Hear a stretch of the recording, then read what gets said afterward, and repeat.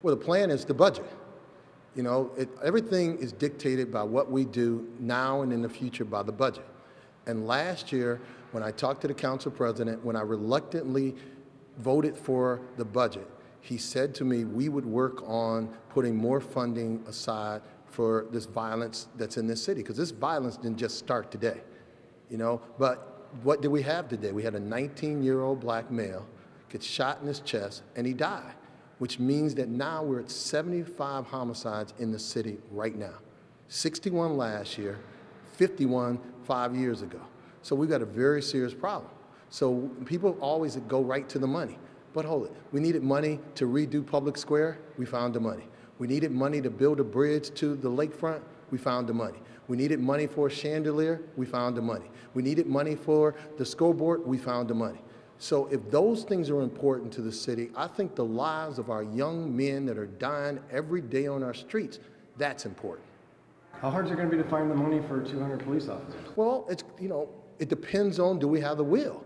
I learned a long time ago, money is never the problem. Whoever thought we can come up with $32 million in less than 4 years before the Republicans come to town to redo Public Square? And we're well on our way to getting that. Whoever thought that we can get the Republicans coming to town and we needed to get $50 million for them?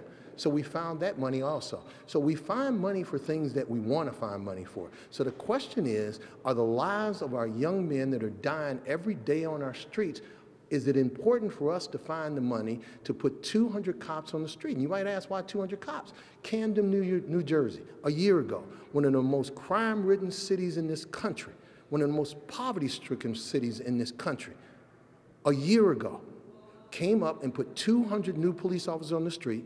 They put cameras out, they did beat patrol, they did bike patrols, and they started interacting with their citizens. And a year later, their homicide rate has dropped by over 51%, and their violent crimes have dropped by over 21%. So at the end of the day, they came up with, we got to stop this violence in our city. They did it, and look at the results of it. So I'm saying if they can do it in Camden, we can do it in Cleveland. How optimistic are you you'll be able to get this done? Well, it's not being optimistic or not being pessimist. It comes down to whether or not we believe we have a problem. I believe we have a problem. I believe when you have a crime rate that is now going northward to 100, we're on pace to have 100 homicides in this city right now. So I believe that is a problem. So it's not whether I'm optimistic, it's not whether I'm pessimistic, it's whether or not we are willing to take that budget and find every dollar in that budget that will put 200 new police officers on the street to reduce this violent atmosphere that we have. When young men, 19 years old, are being shot at 6 o'clock in this afternoon while sitting in their car, we've got a problem.